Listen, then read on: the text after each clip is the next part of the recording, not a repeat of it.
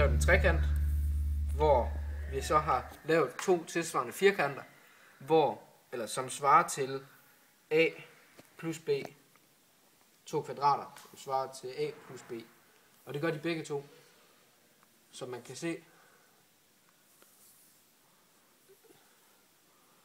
Og det vi så har gjort, det er, at vi har klippet den ud på to forskellige måder, hvor vi så har endt med c, altså, c gange c, altså c i anden, plus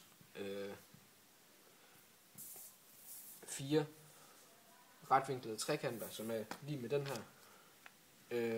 Og så har vi fået en, der hedder a plus b, og så de samme trekanter. Altså a i anden plus b i anden er det samme som c i anden. Ja. Bum.